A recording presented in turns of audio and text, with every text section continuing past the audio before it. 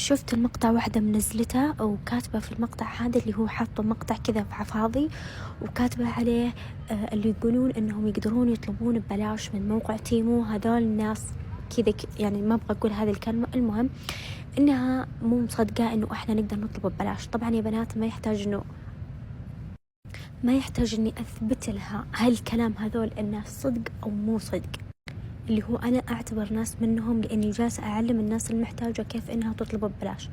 أول شيء لازم تعرفونه أنه هذا مو إعلان. أنا دائما أنبه أقول لكم والله مو إعلان للتطبيق أبدا، لأن هي كاتبة في مقطعها أننا جالسين إيش في الشاشة كذا نعلن للتطبيق.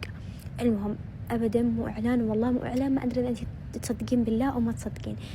ثاني شيء أنا أبغى هذا المقاطع توصل للناس المحتاجة، عشان إيش في الشاشة كذا كل شوي تغبش.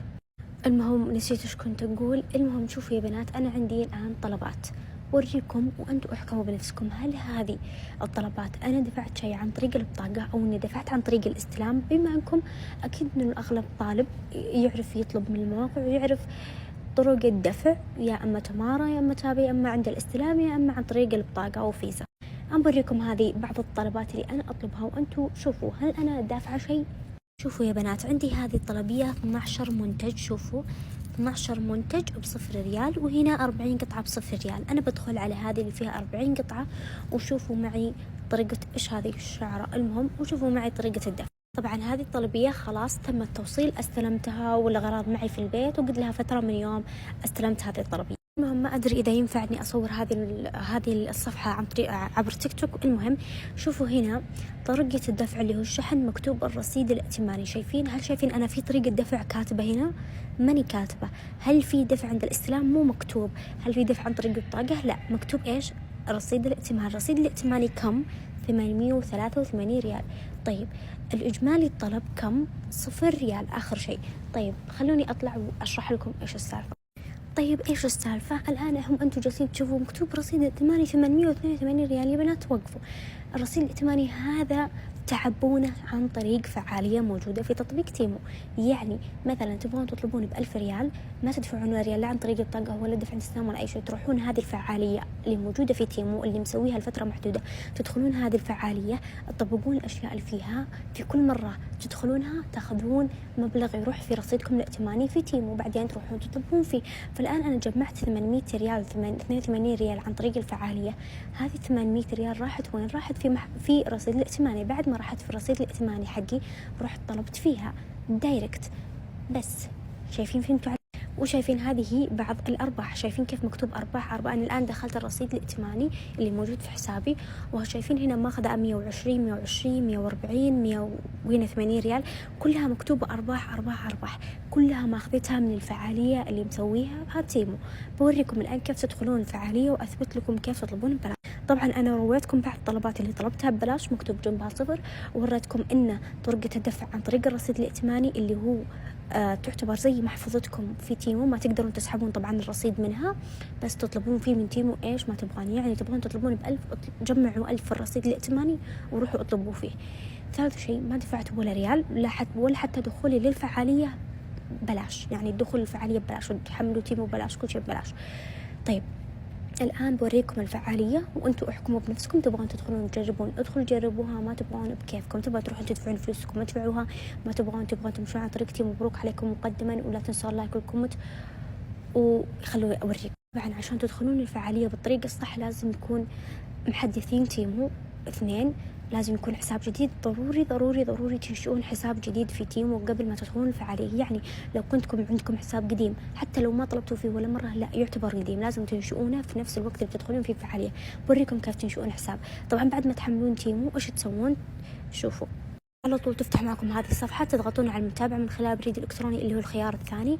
بعدها اكتبوا أي خرابيط تعجبكم، بعدها اضغطوا جميلكم، هذا الخيار اللي هنا شايفينه ضغطت عليه انكتب فوق عندي بعد الخرابيط. طبعا عندكم هنا 5 خيارات، اختاروا جميلكم، بعدها تضغطون على متابعة، بعدها يطلبكم كلمة مرور. يا بنات اكتبوا اي كلمة مرور تبغونها، اهم شيء تكونوا حافظينها. ليه؟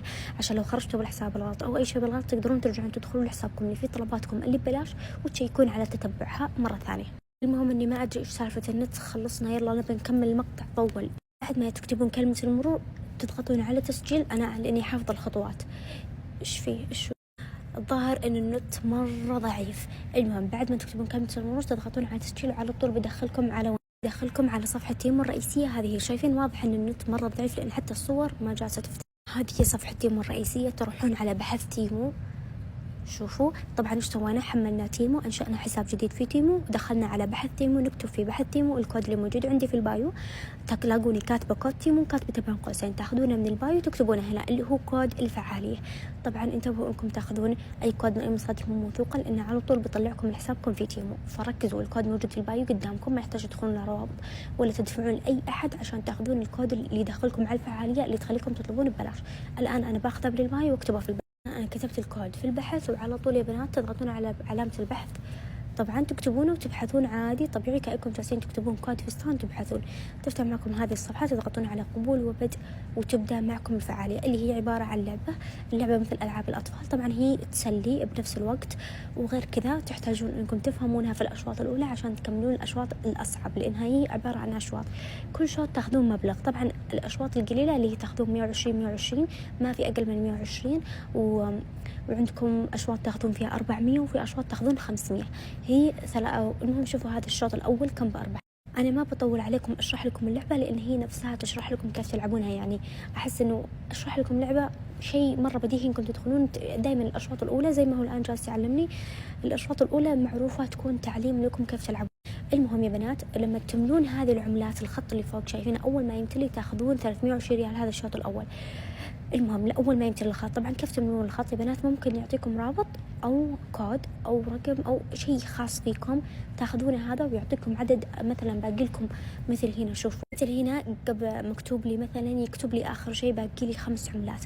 أخذ هذا الرابط وأرسله ل5 أشخاص. ال5 الأشخاص هذول لو دخلوا الرابط حقي بدخلهم على تيمو، بس ما راح أدخلهم على الفعالية، لا بدخلهم بس على متصفح تيمو فقط. هم عشان يدخلون شو اسمها الفعالية يسوون نفس خطواتي. بعد ما يدخلون هال5 الأشخاص على طول تاخذون المبلغ اللي قدامكم. طبعا الأشخاص يختلفوا من شوط لشوط، أحيانا يكون أكثر أحيانا يكون أقل. المهم شوفوا الآن معي كم بيبقى لي عشان عملة. الآن 21 عملة، لكن بعد الآن جالسة ألعب. شوفوا جالسة كل شوي تنقص. شوفوا شوفوا شوفوا شوفوا 15. طبعا باقي بألعب وتنقص أكثر. كيف باقي جبت عملات أكثر. كم جبت 10 عملات. شوفوا باقي لي كم 5 عملات بس. وهذه الطريقة يا بنات. لا تنسون لايك والكومنت. أي مشكلة عندكم أي شيء حابين إنكم تعرفون أكثر علموني في الكومنتات إن شاء الله بعد أقول لكم في المقاطع الجاية. فلو أحد عنده إشكالية، لو أحد عنده باقي ما مصدق عادي يقول لي صوري لي كذا عشان أصدق وأنا بصور له، ما عندي أي مشكلة. ويلا باي باي.